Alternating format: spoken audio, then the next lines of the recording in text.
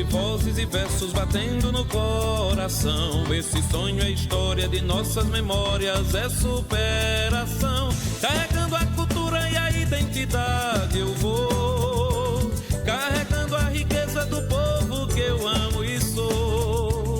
Sou da terra notícia, sou forma e sou formação. Sou talento, streaming, sou elo e televisão. Sou a linguagem de um povo que é forte, que é belo. Sou tradição no novo, sou laço e sou elo. A linguagem de um povo que é forte, que é belo. Sou tradição no novo, sou laço e sou elo.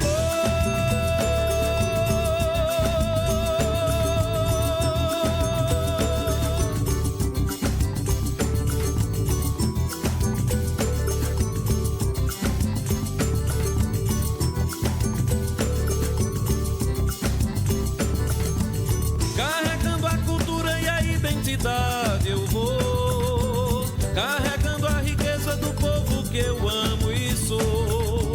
Sou da terra notícia, sou forma e sou formação. Sou talento, streaming, sou elo e televisão.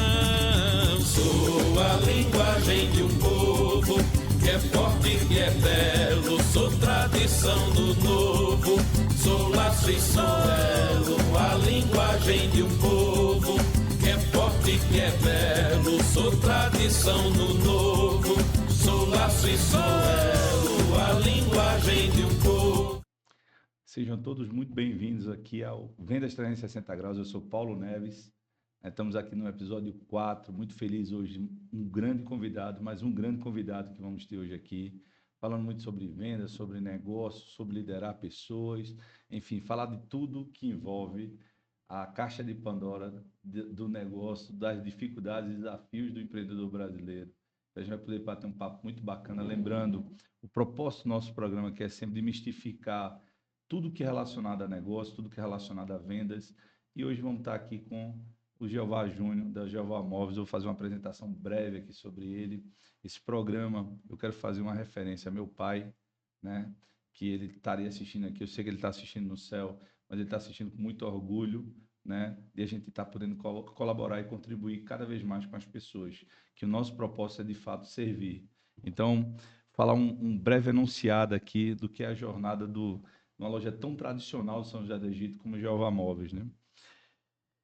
A trajetória começa com o seu Jeová Soares, um homem simples vindo do sítio, que iniciou sua caminhada trabalhando em uma loja de imóveis na cidade. Foi ali que ele descobriu a paixão pelo ramo.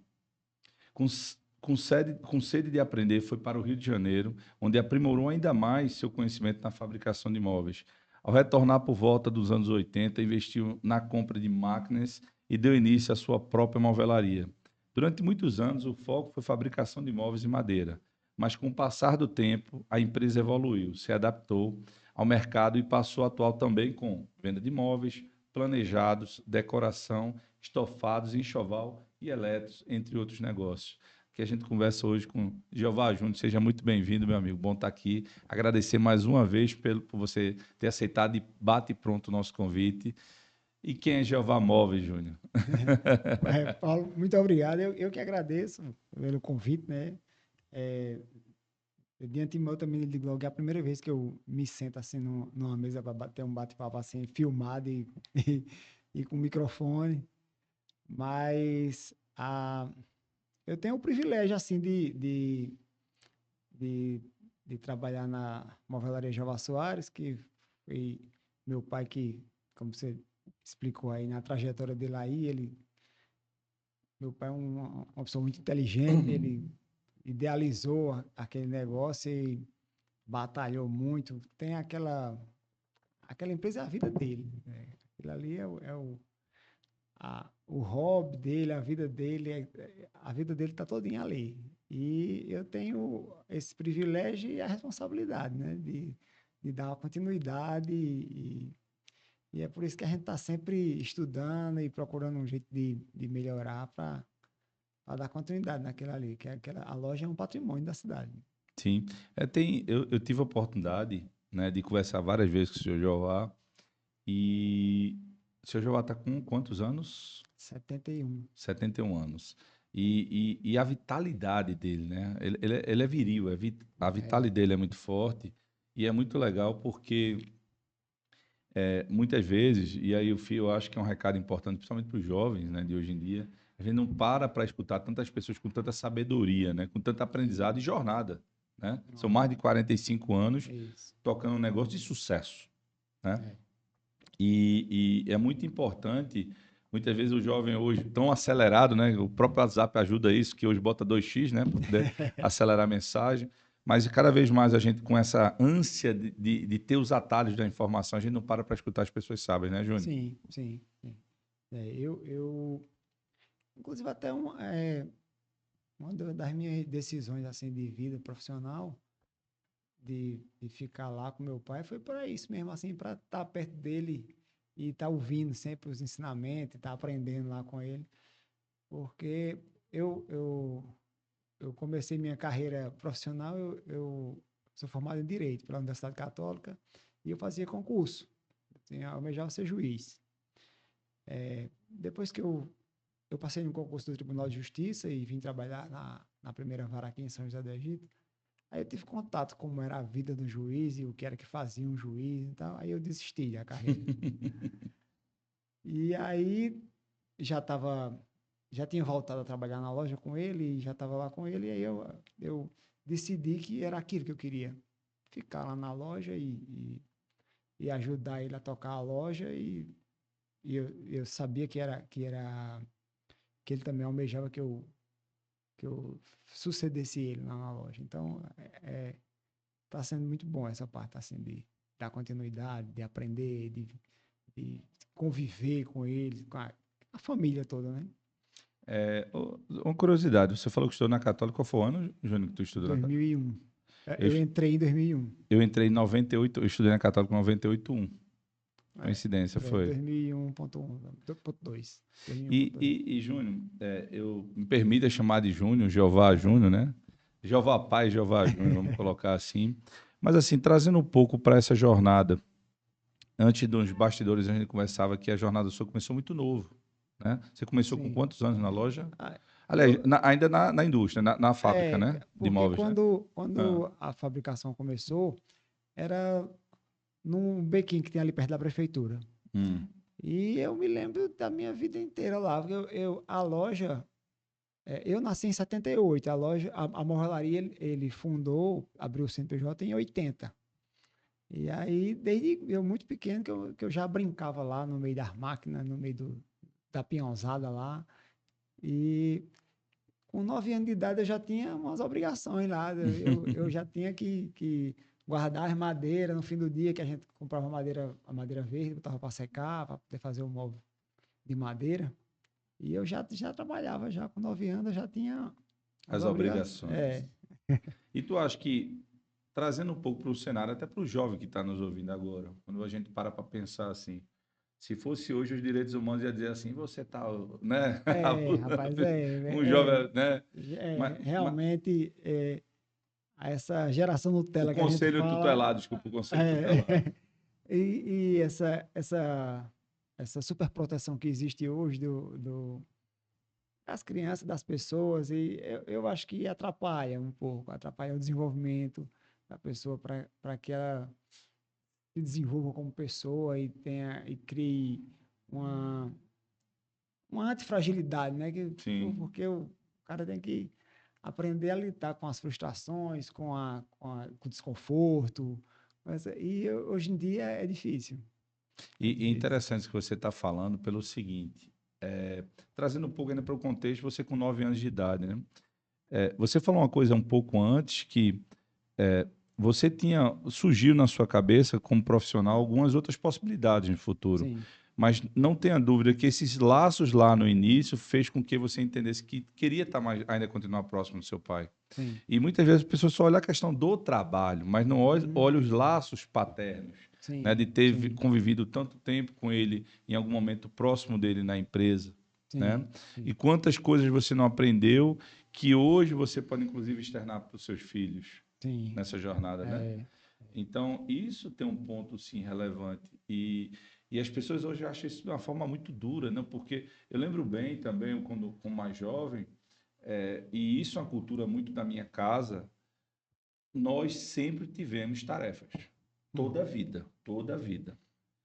Tipo, eu lembro bem, minha mãe fazia o seguinte: para tomar café, só toma café depois que arrumar a cama. Era obrigação. Uhum. Guarda-roupa arrumado, cama arrumada. Aí já tinha um ritual. Primeiro arruma. E na época, quer criar cachorro? Na época eu tinha cachorro. Tem que limpar tudo. Uhum. Ou seja, eu tinha tudo que fazer, tem que ir para a escola, mas isso era uma jornada que ela deixava isso como um ritual que não era negociável. E Sim. tá tudo bem, tô aqui vivo, não tem problema nenhum, né? E assim, a jornada de compromissos. Eu também muito novo, minha mãe tinha uma loja que na época foi antes dessas lojas de 1,99, né? Que já era importado. E aí eu trabalhava lá também, apoiava a loja, principalmente nos períodos de mais fluxo. Eu sou de Recife, mas nessa época eu morava no Rio e a loja era em Cabo Frio, que era a região dos Lagos do Rio. E eu tinha que ajudar ela na loja, por quê? Porque era o papel da gente com a família de estar apoiando. Sim. A loja aumentava o fluxo, então tem que ter mais gente para vender. Uhum. Então, mesmo eu jovem, eu novo, eu acho que eu tinha, sei lá, 15 anos, eu já ajudava na loja, 13, 14, 15 anos, eu já ajudava na loja. Eu lembro de sentir um pouco na adolescência. Assim, na adolescência, sei lá, 12, 13 anos por aí, que eu tinha minhas obrigações, eu tinha que ir para a loja, eu tinha que cumprir horário, e meus amigos não tinham isso. Hum, E aí eu me lembro de sentir um pouco assim, rapaz, quero ir jogar bola na hora que eles vão, e eu não podia ir, então, aí eu me lembro assim de sentir isso, mas acho que me ajudou muito mais do que do que atrapalhou, né? atrapalhou. A gente vai, é aquela história, você falou outro ponto importante, me ajudou mais que atrapalhou. Muitas vezes a gente fica se vitimizando, né, disso, Sim, né? Eu sim, acho que isso é um ponto relevante que você está trazendo. Mas voltando agora para a Jeová Móveis, né, entendendo um sim. pouco. E aí, quando é que tem essa grande mudança? Nós fazemos móveis, eu não sei se Sim. projetados na época, já eram projetados, Na não. verdade, na verdade, não existia móvel projetado na época, não existia MDF como existe hoje em dia, né? Era tudo madeira Era de tudo lei. madeira de lei. Ah, Inclusive, eu me lembro de meu pai viajar para o Pará para ir comprar madeira diretamente lá na fonte. E, e assim, a gente fabricava um móvel de madeira e meu pai tinha um jargão meu pai fabricava um móvel, meu pai atendia os clientes, entregava, meu pai fazia tudo. E ele tinha um jargão quando ele estava atendendo os clientes que ele dizia assim: esse móvel tem 12 anos de garantia.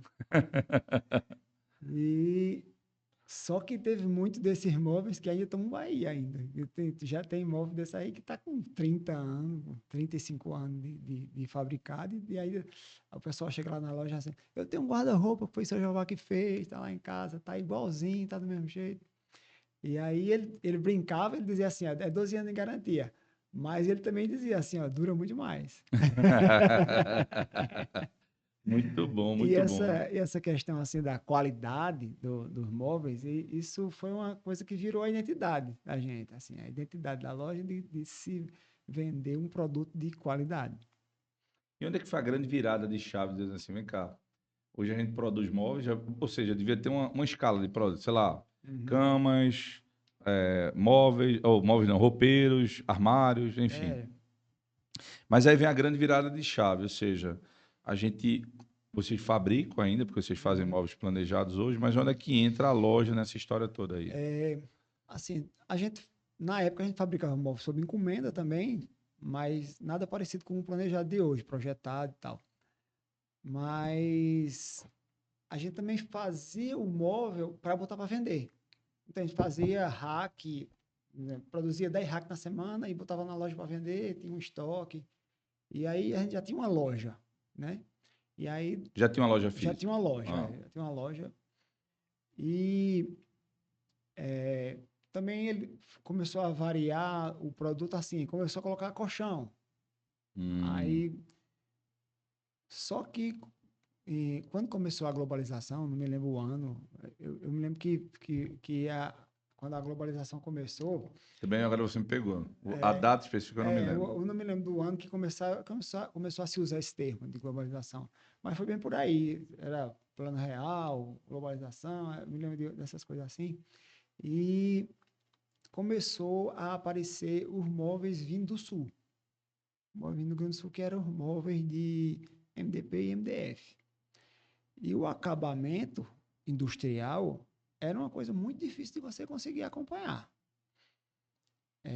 A gente fazia um móvel que não se acabava nunca, mas o móvel que vinha do Sul era um móvel muito mais bonito, visualmente. Uhum. E aí tinha dois caminhos. Ou a gente entrava para industrialização de série, que era para se vender Criar para escala, né? ou comprar e vender. E meu pai, na época, preferiu comprar e vender, e começou a comprar os imóveis e vender. E, assim, sempre teve como agregar muito essa questão da qualidade, porque os montadores da gente sempre foram o próprio marceneiro que a gente já tinha. Inclusive, a gente tem montador lá que tem mais de 20 anos de casa, trabalhando com a gente. E eles sempre melhoram os móveis que a gente compra fora. Um guarda-roupa que a gente vende lá é um guarda-roupa que é reforçado, tem pés de madeira para não ter problemas de se molhar, ele se inchar, desmontar e tal. Aí a gente teve como agregar muito com essa questão da qualidade que a gente tinha dos móveis que a gente fabricava, nos móveis que a gente compra e vende. Ô Júnior, deixa eu te fazer uma pergunta, agora eu fiquei bem curioso. Que a gente está vindo dessa jornada, como começou, né? Você estando lá presente com o teu pai, mas falando de cliente, pensando assim, os clientes, o que mudou tanto nesses clientes de 30 anos atrás ou 35 anos atrás para os clientes de hoje, que na tua percepção, já que tu está inserido há tanto tempo lá, fiquei curioso agora. Eu acho que teve muitas mudanças, né? Teve a questão da mudança com o advento do Código de Defesa do Consumidor. A partir dali já começaram a mudar os clientes, porque os clientes se apegavam muito nessa questão dos direitos, né, do que é que pode, do que é que não pode. Mas eu acho que o que mudou mais foi a questão dos clientes agora terem muito acesso à informação. Então, muitos clientes que você atende, às vezes o cliente já estudou tanto aquele produto que ele sabe mais O cliente do está que muito bem você. informado. E, dependendo do produto, ele chega lá na loja, ele sabe de tudo. Às vezes ele sabe vender mais do que a vendedora. Muito bom. Tem um ponto importante que o Júnior está trazendo aí, pessoal. Isso, quando você pensa em vendas, duas coisas cruciais que eu tenho que entender. Primeiro, eu tenho que conhecer muito bem o que eu vendo, porque o cliente hoje vem muito mais bem informado que ele vem com o celular na mão, com o smartphone na mão, né? E eu tenho que entender muito bem o cliente que vem até mim. Sim. Porque são dois pontos de interseção para poder eu ter mais qualidade no que eu entrego. É isso, Júnior? Sim. A gente tem essa percepção, assim, que o produto que você conhece bem, que você tem que vender e tem que saber defender o produto. Sim. Porque é como uma defesa mesmo, assim, você vai fazer uma defesa, você precisa listar ali os pontos principais, como é que aquele produto ali vai resolver a sua dor, como é que aquilo ali vai resolver o seu problema. Eu acho que, com relação a vendas, você conseguir esclarecer de uma forma que o cliente entenda isso é que é o mais importante.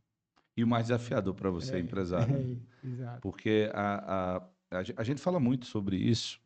Eu falei isso até num programa anterior com o Michele. O consultor de vendas, o empresário, o comerciante, muitas vezes já por ter relação com algum cliente, acho que já conhece muito bem aquele cliente. Uhum. E ele julga por isso, e ele acha que a abordagem dele fazendo sempre da mesma forma ele sempre vai ser assertivo, né? Sim.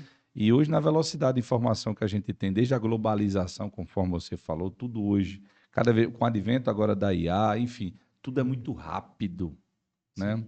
Você vê, eu vou dar um exemplo em varejo, o que hoje se inventa na China, inventou ontem, depois de amanhã, não falo amanhã não, porque eu acho que é rápido demais, mas depois de amanhã já está aqui, né? Você vê hoje as empresas com autosserviço, ou seja, você mesmo se serve, você mesmo paga, você mesmo leva, né? Então, isso é uma coisa que, para a gente, há um tempo atrás, era uma coisa assim, surreal, né, Júnior? Exato.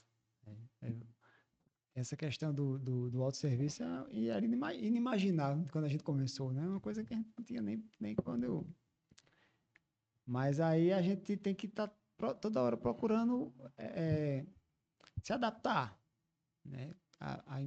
Eu acho que a Confraria Jova Soares só tem essa longevidade toda de 45 anos porque a gente sempre procurou se adaptar.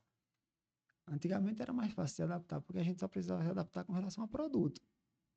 A gente ia migrando de um produto para outro, um produto que estava mais em alta, que as pessoas estavam mais procurando. Mas hoje em dia, não. Hoje em dia tem muito mais... Os desafios são muito diferentes, porque agora tem a internet para vender mais barato que você, né? Tem essa questão do acesso à informação, tem muita coisa que a gente precisa buscar formas, né, de melhorar para se manter no mercado. Você falou um ponto importantíssimo agora. Muitas pessoas perguntam para mim, dizem assim, Paulo, como é que a gente, com essa concorrência tão desleal, né, que é a internet, Sim, sim. né? Que, inclusive, paga imposto mais barato. Isso, que muitas vezes a pessoa, né, não emite nota, está dentro de um apartamento vendendo um item, que compra da China e revende. Enfim, como é que a gente faz isso? Como é que a gente compete com isso, Paulo? E aí vem um ponto que eu acho que é o ponto de congruência, que faz o diferencial, né? Hoje o cliente, quando ele vai para a loja física, ele compra experiência. A minha experiência está sendo diferente. Eu vou, e aí por isso que a gente tem que estar tão preparado como loja, como chão de loja, né? Vamos chamar assim. A gente tem que ter um time muito bem treinado e o tempo todo gerando relevância para o cliente que está comprando, para ele querer comprar naquele momento. Porque perdeu o time, ele vai para o digital. Né? Então, como é que eu faço uma experiência diferente? Ou seja, pode parecer básico, né? Porque a gente, quando pensa nisso, isso é básico atender bem, né? Na cabeça é básico atender bem. É básico eu ser verdadeiro com você.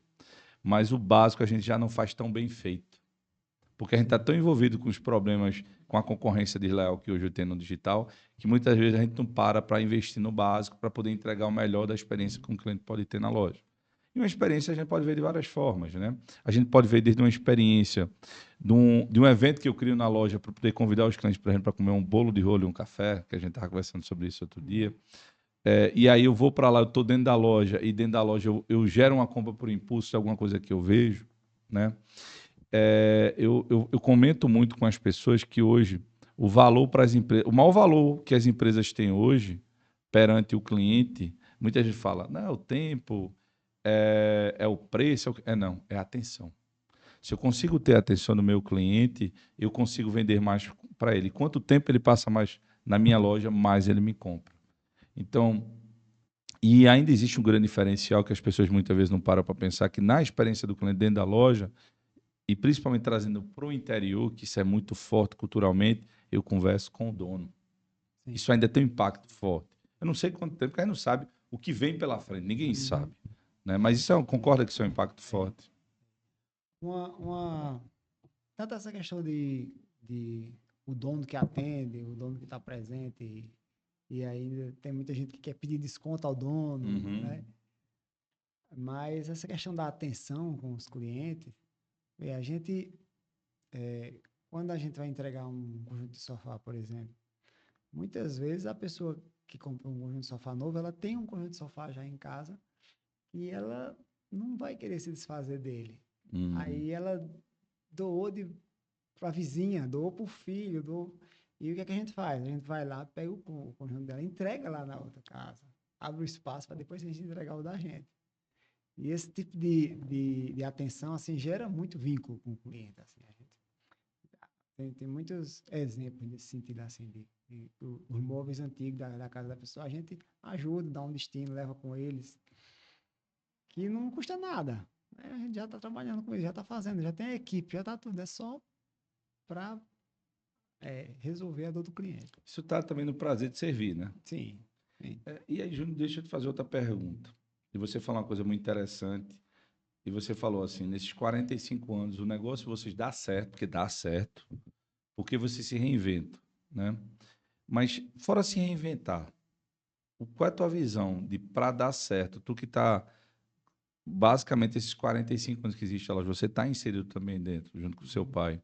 Mas o que que tu entende para além desse reinventar, o que que a gente faz diferente para poder a coisa acontecer? E hoje, quando a gente olha para trás, assim, é difícil ver CNPJs de 45 anos. Lembrando que, estatisticamente, a maioria das empresas, uma boa parte das empresas, elas iniciam e fecham em 2 anos. Sim. Né? Como é que hoje, por exemplo, fora você reinventar, que isso é muito importante, mas o que é que tu entenderia que é relevante de vocês conseguirem estarem, né, sempre crescendo, sempre evoluindo nesses 45 anos, fora o se reinventar? Rapaz, a gente tem que ter uma cultura orientada para resultado. Vender, né? Porque a gestão do negócio é muito importante, mas vender é crucial, assim, você tem que vender. E eu acho que desenvolver essa percepção de que se tem atenção com o cliente, de que se tem qualidade no que se entrega, você tem uma equipe engajada, que está ali orientada para isso, assim, então o pessoal que tem essa vontade também de entregar isso ao cliente. Eu acho que é por isso que se continua trabalhando, se continua vivendo. Muito bom.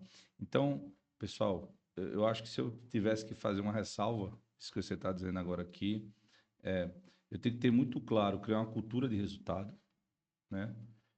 O time bem orientado. Você acha que treinar, o time está bem treinado é importante? Tem que treinar sempre, tem que treinar sempre. É uma coisa que a gente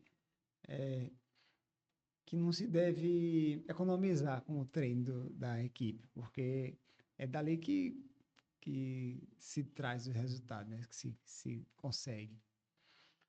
Você acha também, Júnior, que além de você orientar, além de você treinar, além de você criar uma cultura de resultado, mas essa troca, por exemplo, essa troca vamos falar agora, líder-liderado, certo? Você consegue perceber, por exemplo, esse ouvido bem perceptivo junto ao teu colaborador ter ajudado muito vocês, por exemplo, o ouvir o colaborador. Porque eu sempre falo assim, eu digo, pessoal, escute mais teu colaborador, que ele tem a agregar. Muita gente só tem uma visão de cobrança do colaborador, Uhum. mas muitas vezes a gente não para perceber ele como um aliado dessa visão de resultado, né, Júnior? Aham.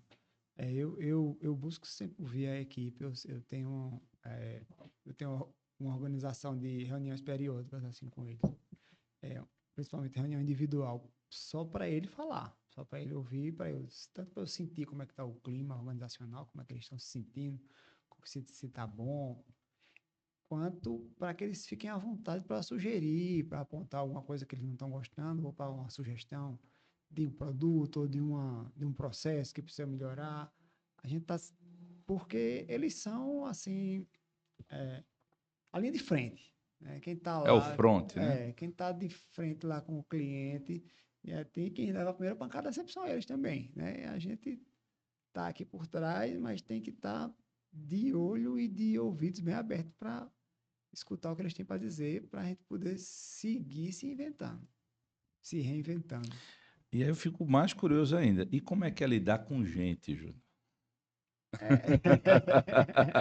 E eu acho que é um tema, se você para conversar com amigos empresários, isso é um tema quente o tempo todo. Isso. É, são muitos desafios, né? Assim, você tem muito, mas também tem muito, como é que se diz? Também tem muita coisa boa, né? Assim, você tem a maioria do tempo, assim, a maior parte do tempo é de coisa boa. Tem a dificuldade, tem é, é, os funcionários que um ou outro que não está num dia bom, ou que não tem uma cabeça boa ou orientada para resultado, tal, e aí a gente tem que só procurar melhorar, e quando não dá certo melhorar, a gente tem que buscar outros caminhos, né? Ô, Júnior, vou aproveitar, vou dar uma misturada agora aqui.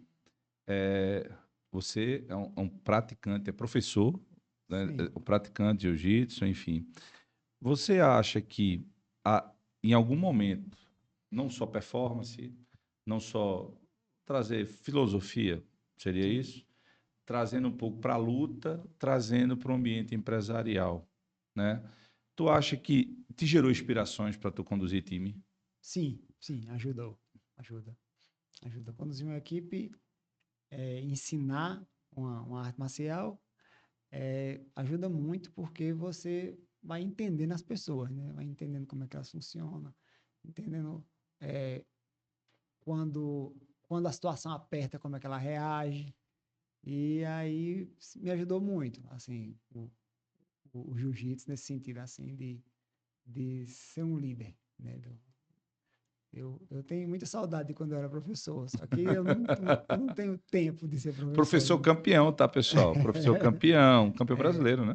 professor Campeão brasileiro. brasileiro. Mas é muito bom, assim, lidar com as pessoas é um desafio e eu, assim, no dia a dia, às vezes a gente se estressa e Que faz tem parte da situações, jornada, né? mas é muito gratificante também. Tratando de uma empresa, eu trabalhei em empresa, eu trabalhei numa empresa que tinha 70, ia completar 70 anos, eu acho 70 anos.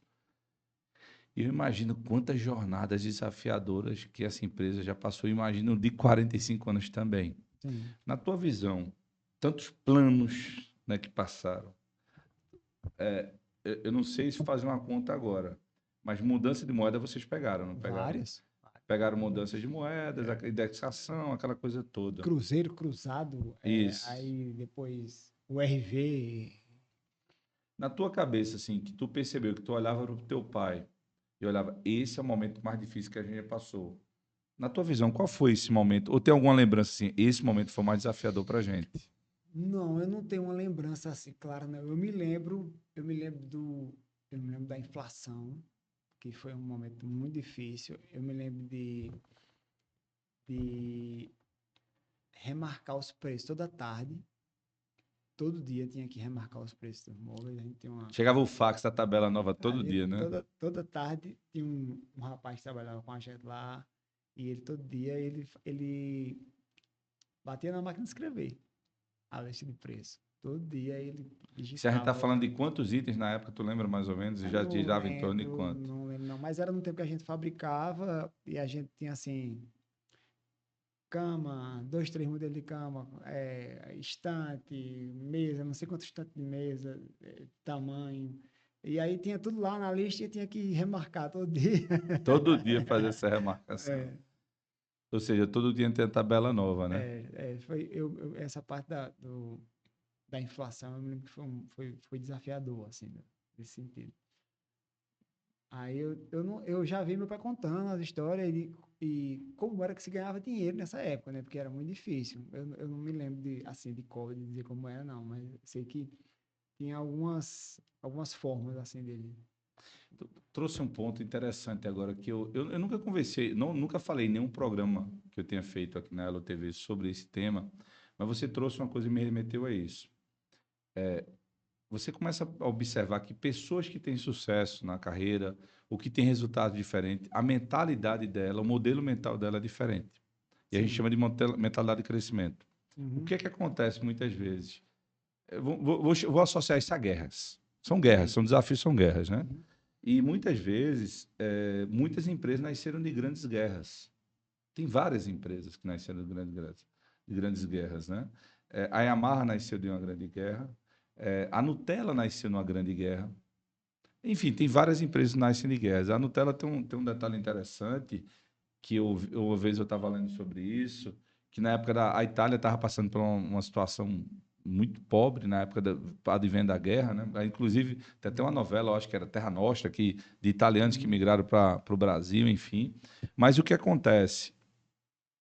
Chocolate era caro, e aí criaram o creme de avelã, que é a Nutella. O que é que acontece? A ideia era criar um produto que tivesse um preço acessível, né? Que não ia ser o chocolate, mas ia ter um sabor parecido com o chocolate. E aí surgiu a Nutella, que hoje é mais caro que o chocolate. Sim. Então, assim, enquanto as pessoas olhavam só o problema da guerra, da problemática, outros já viam a oportunidade, né? Que em grandes guerras sempre acontecia isso. né? Não deixa de ser uma guerra na hora de uma inflação, enquanto todo mundo só está vendo, meu Deus do céu, tudo sobe todo dia, a pessoa enxerga aquilo dali como uma oportunidade. Eu acho que o modelo mental do meu pai com relação à, à empresa, no meu ver, assim, pelo que eu conheço, eu acho que começou da história do nordestino, assim, que ele veio do sítio, e no sítio, aqui na região da gente, chove pouco, Uhum. e as pessoas têm que guardar, né? Tem que guardar, tem que... Aí, e isso, ele trouxe isso para a vida dele, e ele sempre foi quando você vê uma pessoa assim, fulano é controlado, né? Meu pai sempre foi muito controlado com relação a ter dinheiro. Ele sempre soube ter dinheiro. O dinheiro nunca teve ele. E aí ele sempre guardou, sempre economizou, sempre foi muito cuidadoso com isso, assim. Eu acho que isso foi também fundamental, assim, na jornada da empresa, assim. É uma empresa que sempre teve caixa, nunca dependeu de banco, nunca precisou fazer empréstimo, sempre trabalhou comprando à vista e vendendo a prazo. Eu acho que foi muito por esse modelo mental dele, assim, dele saber fazer isso, dele ter esse emocional, né, de fazer isso, assim. Que bacana. E ver isso que você trouxe é de extrema importância, Júnior, porque é o seguinte, a gente não tem por cultura, o brasileiro não tem por cultura o Sim. poupar, né? Uhum. Isso é uma cultura, por exemplo, a gente quando fala de planejamento financeiro, o americano ele está já é uma cultura enraizada nos Estados Sim. Unidos, né? A gente não tem essa palavra, a gente fala planejamento financeiro familiar. A gente não tem Sim. essa palavra, Uhum. não é uma coisa comum. O brasileiro é torrador, né? Isso. E o do advento, e aí vem dessa época do Mercosul, que você falou dos móveis, Uhum. na época eu acho que foi no Plano Collor, salvo engano, sumiu aqui, ó, amigão. Do advento do plano, o que aconteceu? A gente começou a ter um consumo muito forte, aumentou muito o consumo, Uhum. né, das coisas. Começou a acessar muita coisa que a gente não acessava. Eu lembro bem, na época, não era uma coisa comum a gente comer biscoito recheado, Sim. É. não era? E aí as pessoas começaram a acessar o biscoito recheado. Eu lembro bem que o acesso normal era o biscoito, aqueles sortidos, né, que vinha Sim, o sim. chocolate, o A champanhe. caixa de biscoito sortido, Isso, então, coloridinho e isso, tal. as pessoas não acessavam. E aí, com o advento do consumo, a pessoa tem uma TV bacana em casa. E isso foi muito naquele movimento que teve naquele momento. Então, as pessoas começaram a acessar muita coisa. Só que, a partir do momento que eu também gerou mais endividamento. A gente Uhum. tem hoje uma situação, salvo engano, o último indicador de 88% da população brasileira Isso, né, endividado, tá endividado. tá endividada. Então, como é que eu começo a pensar em poupar sobre isso, né? Uhum. A gente começa a falar hoje em dia de investimentos, coisa que nos Estados Unidos toda a vida falou. A gente fala hoje em investir, as pessoas investir na bolsa, né? Coisa o Brasil vai falar mais disso agora, não é verdade? Mas é uma Sim, coisa que isso já, ó, né? E é, teu pai, do jeito dele, com os sim. aprendizados dele, ele já entendia que dali era importante para a longevidade dele, não é Uhum. verdade? Sim, sim. Eu acho que isso foi muito bem aplicado por ele, assim, a vida toda, e eu me espelho muito de conseguir ser assim, porque eu também nunca tive esse emocional de guardar dinheiro, de ter o meu dinheiro e tal. Mas eu aprendo muito com isso, assim. Eu busco muito aprender com isso. E aí, trazendo um pouco, voltando aqui ainda para Jeová Móveis.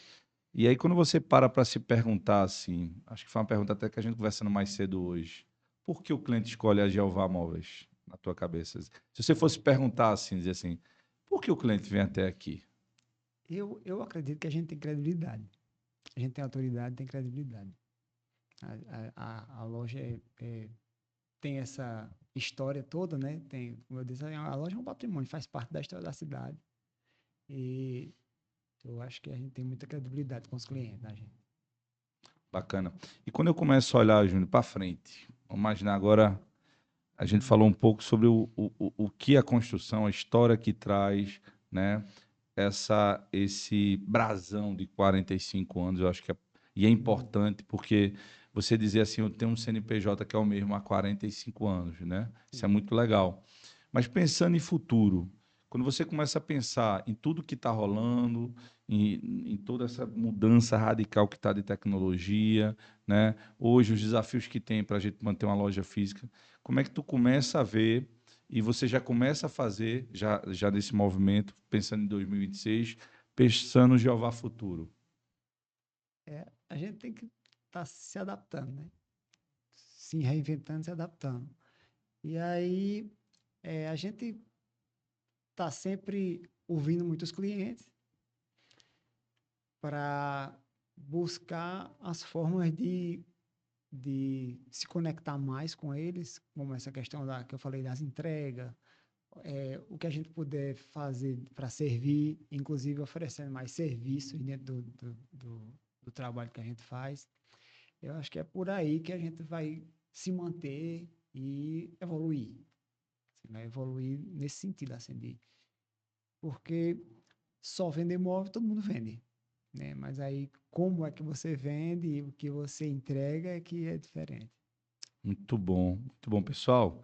Está acompanhando a gente agora aí no YouTube, deixa teu like aqui. Papo muito bacana aqui com o Júnior da Jeová Móveis. Mandar um abraço para o seu Jeová, que vai estar assistindo aqui o É, programa, né? Com Dona Preta. bem, Mandar um abraço para todo mundo, para sua irmã também, para sua é, esposa Monique, enfim, para todo mundo, para toda a família Jeová Móveis, né? As meninas também. uhum, Muito bom estar ouvindo aqui.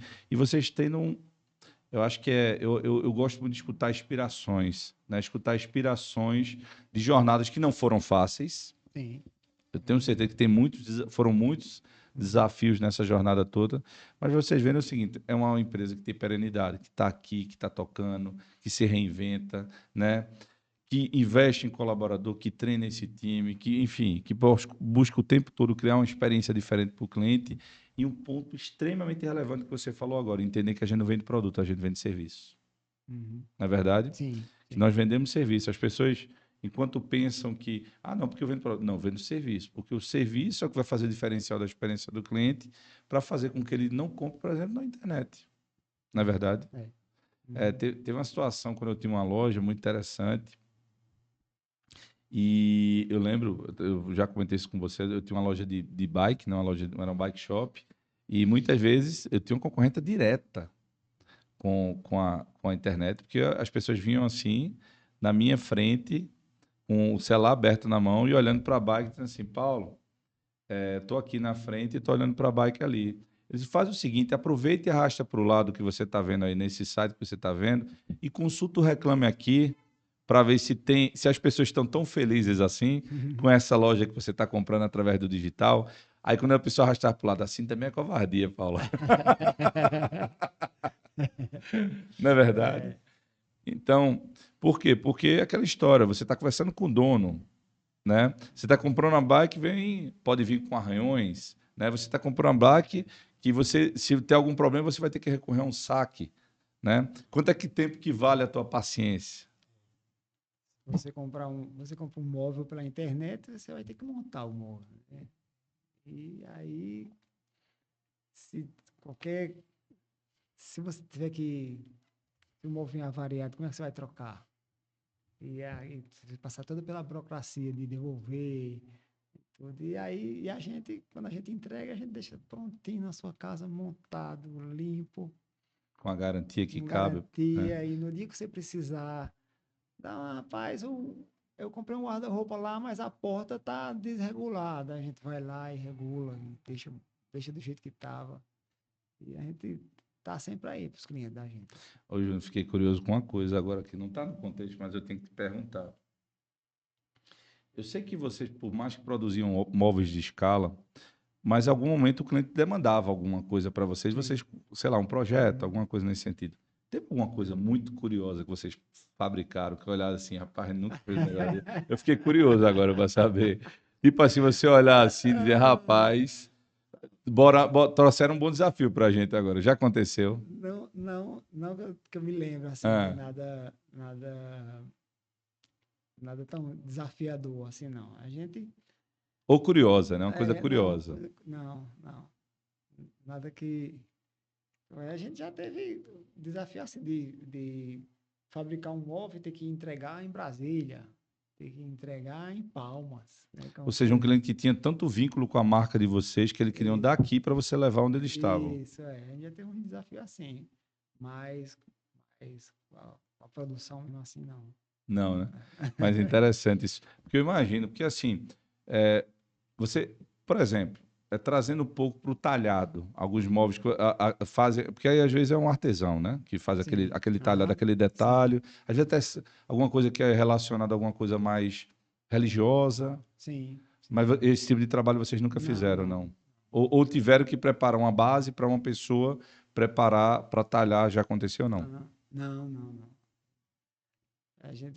Eu me lembro que uma coisa assim, meio tipo uma escultura que a gente já fez, foi uma vez a gente fez um púlpito para o Rotary.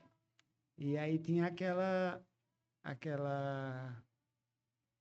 roda dentada, que a gente fez aquela roda dentada fabricando ela mesmo, não foi pintada lá. Foi mesmo? Foi aquela, eu me lembro lá na marmolaria, os marceneiros quebrando cabeça para fazer e tal.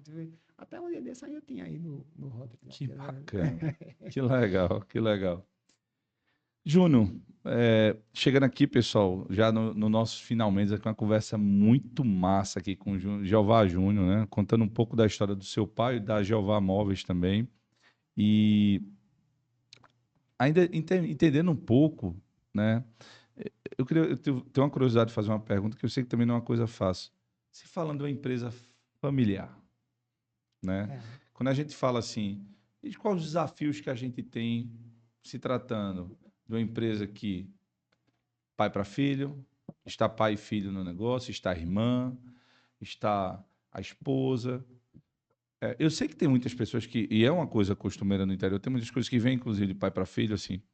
Quando a gente fala assim, os desafios disso, como é que é tocar isso? E você acha assim, se tivesse que dar uma receita de bolo para as pessoas que estão nos ouvindo agora, qual seria essa receita de bolo? Dizer assim, como é que a gente consegue tocar uma relação tão respeitosa? Eu acho que se tivesse que ter uma receita de bolo, que não tem receita. Eu gosto de estudar e eu já vejo muito que assim, homens fortes formam filhos fracos, porque os filhos do homem forte pegam tudo pronto, né? E eu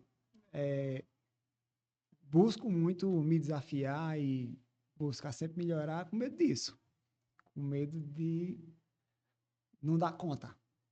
E aí até a luta mesmo veio por isso, assim, eu acho que é uma responsabilidade muito grande e me cobro muito com relação a isso, assim, que eu preciso dar conta de perpetuá-lo, assim, de um dia, quem sabe, até passar para frente alguém da família. E aí, o desafio de ter uma empresa familiar, eu acredito que é um desafio como o de uma empresa que não é familiar também, porque você sempre vai ter problemas, né? Você tem que procurar um jeito de resolver os problemas. Você é um resolvedor de problemas. Então, os mesmos que não são os mesmos, né? Os problemas são outros, mas são problemas. Toda empresa tem problema, toda situação que envolve ganhar dinheiro tem problemas. Então, Verdade. é por aí, assim, você arrumar arrumar formas de contornar os problemas e seguir. Muito bom, Júnior. E para a gente chegar aqui no nosso encerramento, eu queria ouvir de você. Se Júnior fosse dar. Júnior de hoje, Júnior com. Hoje tu está 40 e. 47. 47 anos. Fosse dar um conselho para Júnior. 48. 48, né? Tu Eu fez já, recentemente eu, agora. Foi. Se Júnior. Acontece, viu? Quando a gente vai chegando perto de 50, a gente começa a esquecer a idade. Já é 50. Eu faço 50 esse ano. Mas vamos lá. Se o Júnior de hoje fosse dar um conselho para aquele Júnior de 12 anos, lá estava atrás, tu tá de frente para ele hoje, qual seria o conselho que o Júnior daria para aquele Júnior? Que começasse a trabalhar no ramo mais cedo. Começasse mais novo ainda do que É, começou, né? talvez se em vez de eu fazer direito, eu tivesse feito administração lá naquela época, talvez tivesse sido melhor. Assim, a gente sabe que não, né? Porque a história da gente é uma coisa que é construída, né? Sim, Eu tinha que aprender o que eu aprendi para poder viver o que perfeito, eu vivo perfeito, hoje. perfeito. Mas talvez se eu tivesse tentado por esse caminho já naquele tempo, já tivesse melhor hoje. Muito bom, Júnior, muito bom. Júnior, meu amigo, meu obrigado aqui. Papo massa aqui com você, Valeu, cara. Paulo, valeu Muito mesmo. obrigado por esse papo com a gente. Deixa as redes sociais aí da Jeová Tem Móveis. a Movelaria João Soares, né? No Instagram aí a gente tem o Facebook também, JS Móveis e Elétricos, né? Tá lá, tem. Muito bom, vai lá e segue a Jeová. Tá? Muito obrigado, Júnior, de ter participado conosco. Você que gostou desse papo aqui com o Júnior da Jeová, Jeová Júnior da Jeová Móveis, deixa seu like aí, segue também Elo TV, segue Paulo Neves Filho. Lembrando que vendas é disciplina, a gente tem que ter disciplina, organização e método. Né? Daí é que a gente consegue ter resultado diferente. Tá bom, pessoal? Segue aí, Vendas 360 Graus, a gente se encontra no próximo programa. O meu muito obrigado e fiquem com Deus.